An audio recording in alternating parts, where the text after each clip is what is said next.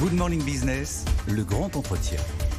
Le grand entretien aujourd'hui, c'est avec Philippe de Sertine. Bonjour, économiste et directeur de l'Institut des hautes finances. On va revenir sur la situation politique et donc économique de la France.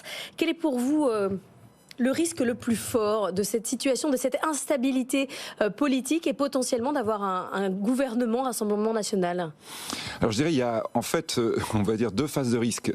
Le premier risque qui va être de toute façon pour toutes les majorités, quelles qu'elles soient, ou même si elle est relative après les élections, ça va être la question de septembre, c'est-à-dire le problème du budget. La situation des finances publiques françaises est extrêmement tendue. Nous avons vu d'ailleurs immédiatement les réactions, ce sont des réactions sur les taux qui immédiatement ont des conséquences lourdes par rapport à ce qui sera possible, ou plutôt ce qui ne sera plus possible, et qui obligera à vraiment modifier fortement, je dirais, les perspectives que l'on peut avoir sur 2025. Après, le deuxième risque, qui est un risque que l'on peut avoir avec d'autres majorités, et en particulier celle du Rassemblement national, mais pourquoi pas aussi celle d'une dominante LFI, c'est le risque de rupture avec l'Allemagne.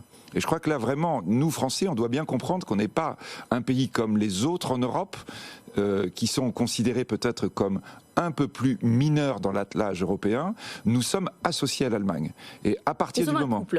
Nous sommes un couple et nous, Français, on va dire, on profite beaucoup du couple, c'est-à-dire que nous avons des taux d'intérêt depuis des années qui ne sont pas complètement associés à nos situations, notamment de finances publiques, parce que les marchés achètent de la dette française quand ils ne peuvent pas acheter de la dette allemande. Et donc, parce qu'il y en a peu aussi sur les marchés, du coup ils se reportent alors ça tombe bien. Ça tombe bien parce que nous on en a beaucoup. On voit que les écarts de taux se sont creusés entre la France et l'Allemagne, qu'on s'est rapproché nous du Portugal. Ça à la rigueur c'est sur les marchés, mais quand vous dites l'Allemagne pourrait nous lâcher, en avoir marre, ne pas suivre, c'est quoi? C'est si nos finances publiques dérapent, nous lâcher politiquement?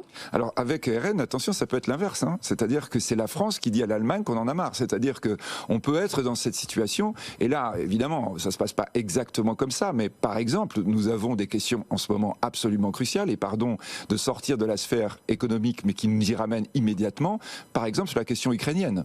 L'Ukraine et la problématique de la guerre, elle est aux portes de l'Allemagne, elle est beaucoup plus loin pour la France. Il est clair que si un gouvernement était, je dirais, beaucoup plus distancié par rapport au soutien à l'Ukraine, l'Allemagne pourrait considérer que ça, c'est quelque chose de très dangereux pour son mode de fonctionnement, comme d'ailleurs l'ensemble de l'Europe du Nord. Donc là, aujourd'hui, on est vraiment, et nous sommes depuis des années dans une situation où l'on dit, mais de toute façon, l'Allemagne ne peut pas nous lâcher parce que ce serait trop grave pour elle. Ça peut être nous qui décidons de la lâcher, et le programme... Ça, c'est l'explosion de la zone euro, ce que vous nous dites. C'est-à-dire que sans le couple franco-allemand qui se tient et qui partage la même vision, il n'y a pas de zone euro. Oui, c'est une fracture de la zone euro.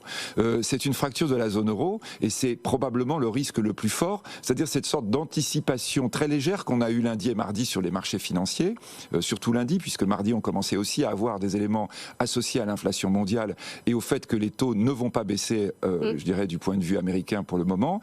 Donc on peut avoir effectivement cette tension forte qui ne serait plus relayée par une confiance politique.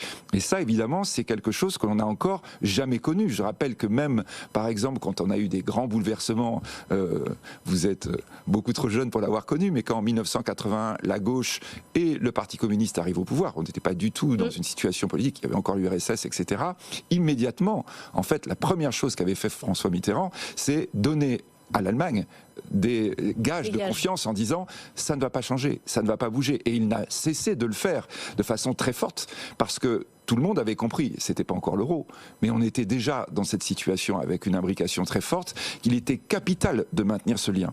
Et je pense qu'aujourd'hui, on a un peu perdu cet élément-là de vue. Parfois même, l'électeur français a le sentiment que ce serait bien qu'on rompe avec l'Allemagne, sans se rendre compte à quel point nous sommes dépendants dans notre situation de déséquilibre, on va dire, du fait que ça ne craque pas parce que nous avons ce lien avec l'Allemagne. Tous ceux qui se succèdent sur ce plateau, alors je ne sais pas si c'est espère, mais en tout cas disent de toute façon que ça soit d'un côté ou de l'autre des extrêmes, s'ils arrivent au pouvoir, ils ne pourront pas mettre en place leur programme. Il y aura un audit des finances publiques et puis ils diront c'est pire que ce que je croyais, donc on ne met pas en place tout ce qu'on a dit. Ça, c'est une croyance ou c'est ce qui probablement va se passer? Il peut y avoir quand même des décisions qui sont anti-business et qui portent atteinte à l'économie du pays. Alors la première chose chose, effectivement, c'est que, bien sûr, dans la campagne électorale qui va venir, je pense qu'il va falloir, quand on est un électeur normal, voilà, prendre beaucoup de distance par rapport à toutes les annonces qui vont être faites. C'est-à-dire qu'on va avoir des débats incroyables sur telle ou telle mesure. En réalité, c'est impossible. Voilà, on va être au mois de septembre, de tous les côtés, on va vous dire, non, là, c'est pas possible. C'est-à-dire que, non, c'est bien pire qu'on croyait. Alors, comme vous dites, si c'était la majorité actuelle, on dira, la situation s'est encore dégradée, et notamment parce que pendant tout le mois de juin, il n'y a plus de business. Au passage, notre PIB ne va pas s'améliorer, puisqu'on a eu les grands ponts de mai, on va avoir maintenant la période électorale de juin, puis l'incertitude politique probablement en juillet-août. Ce sera pas bon pour la croissance en général. Mais donc on dira, c'est pas possible. Et donc effectivement, tous les électeurs qui vont avoir voté pour, on dira, ah oui, mais en fait, on n'avait pas prévu. Personne n'avait vu. C'est grand, vous savez, c'est les grands refrains qu'on entend souvent. Un, faut pas exagérer, c'est à peu près ce qui s'est passé depuis 2 jours. 2, personne n'a vu venir. Puis 3, on fait un audit et là on se rend compte que non, ça va pas du tout. D'ailleurs, entre parenthèses, le Rassemblement national a déjà commencé sur cette voie en disant on va prendre... Et oui, on va faire un audit et on verra. Donc ça veut dire effectivement, l'électeur doit bien comprendre que l'audit... On sait à peu près ce qu'il va dire. Il suffit juste de relire les rapports de la Cour des comptes il y a peu de temps. Vous l'avez, l'audit. Mais on le fera après les élections. Ça permet effectivement, dans la période électorale, on va dire, de promettre un peu tout et son contraire. Mais il faut être très clair vis-à-vis des investisseurs internationaux. On a vu par exemple sur les JO, alors vous allez me dire c'est anecdotique, mais on devait prendre une décision sur 2030 pour les Alpes. Rien que le comité des Jeux Olympiques dit « je ne dirai rien tant que je n'aurai pas les résultats des élections en France » sur ce point qui est un point sportif. On en est là aussi chez les investisseurs étrangers. Oui, je crois que vraiment là aussi, la confiance des investisseurs étrangers provient notamment évidemment du système européen, du fait qu'on avait jusqu'ici une stabilité en France, on avait des perspectives à peu près claires. Là, aujourd'hui, on se retrouve avec un risque d'instabilité française qui est un risque important d'instabilité européenne. J'ajoute peut-être quand même que là aussi, sur lundi et mardi, on a eu des éléments qui sont non négligeables, qui est la tension entre le dollar et l'euro. La question du change, par rapport à tout ce que nous évoquons, est loin d'être négligeable et elle va s'accentuer, je dirais, mécaniquement. Avec un euro qui baisse. L'euro qui baisse, à partir du moment où la Banque Centrale Européenne a commencé, on dit souvent, là c'est la première fois qu'elle annonce une baisse de taux. Avant les États-Unis. Oui, ça tombe pas bien, les États-Unis n'annoncent pas de baisse de taux.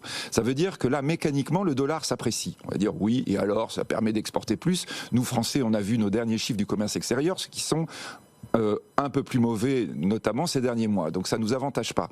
En revanche, l'euro qui baisse, c'est l'énergie qui va monter. C'est ça qui est très important que l'on doit comprendre. C'est un risque de retour d'inflation par le biais de l'énergie, alors que nous aurons baissé les taux. Par le pétrole qu'on achète. Exactement, par l'ensemble de l'énergie que nous payons en dollars. Donc par conséquent, la tension dollar-euro est une tension à laquelle nous devons être très attentifs et pour le coup, que l'ensemble de la zone euro regarde. Et c'est vrai que ce que nous disions tout à l'heure, les résultats des élections européennes n'étaient pas des résultats, évidemment, c'était attendu. C'était assez stable, en fait. C'était finalement assez stable. Les fluctuations de marché qu'on a eues, et notamment sur l'euro, je crois qu'il faut vraiment insister. La France en est en grande partie l'origine. On n'aurait pas dû baisser les taux, du coup. Aux États-Unis, vous voulez dire ? Non, ici, la Banque Centrale Européenne n'aurait pas dû prendre cette décision, du coup, parce qu'on va repartir dans une période inflationniste. D'ailleurs, vous savez qu'effectivement, on avait des vraies questions qui se posaient au moment de la baisse des taux. On a hésité en disant, non, a priori... Qui étaient pas terribles. Voilà, mais enfin, a priori, l'inflation baisse. L'une des grandes questions qui se pose est sans arrêt la question par rapport aux États-Unis.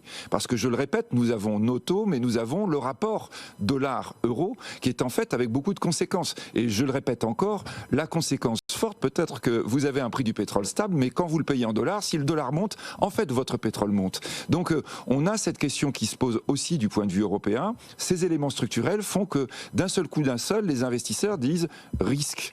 Et d'ailleurs, les agences de notation ont immédiatement réagi en disant, jusqu'ici, tout nous paraissait à peu près stable, sauf S&P Global Rating, qui avait dit, là, moi, il y a un certain nombre d'éléments fondamentaux qui se sont dégradés, donc je dégrade légèrement la note française. On a immédiatement les éléments de gyrophare qui commencent à tourner en disant, on est attentif.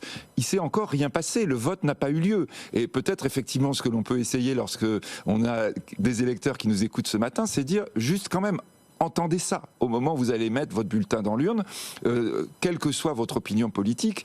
À la limite, ce que vous devez faire, remonter au responsable qui a votre préférence, c'est attention quand même, il y a des éléments techniques, c'est pas politique, ce sont des éléments techniques qu'il faut absolument prendre en compte lorsqu'on est en train de se projeter sur l'avenir du pays. Une minute encore, parce que j'aimerais votre avis sur la décision de la Commission européenne sur les exportations chinoises, sur les importations de véhicules chinois en Europe. Il y a eu cette décision. Jamais l'Europe ne s'est montrée aussi offensive face à la Chine. On a décidé 48% maximum sur les véhicules électriques. Pendant la campagne, on a beaucoup parlé de cette Europe qui protège. Elle est là dans ces décisions. Pour vous, c'est une bonne chose ? Alors, je crois que c'est évidemment, une bonne chose par rapport à la manière dont l'Europe doit absolument parler à la Chine, et on voit bien que la Chine, et la dernière visite du président chinois l'a démontré, la Chine essaie à tout prix de parler aux pays d'Europe et pas trop à la Commission, pas trop à l'ensemble de l'Europe. Parce que effectivement, là, si le grand marché européen, qui est un marché capital pour la Chine, se ferme, c'est quelque chose qui aura des conséquences immédiates. Donc il est très important que l'Europe ne soit pas victime d'un dumping chinois, c'est-à-dire en effet d'une baisse des prix inconsidérée pour tuer l'industrie européenne.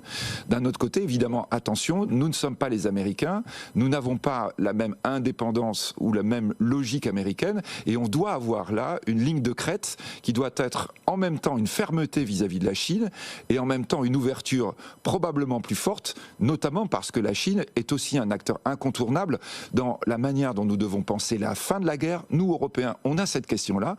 La fin de la guerre avec la Russie, il est évident qu'à un moment donné, la Chine pourra être un arbitre qu'utilisera l'Union européenne de ce point de vue. Merci beaucoup Philippe de Sertine d'être venu ce matin, économiste, directeur de l'Institut de haute finance.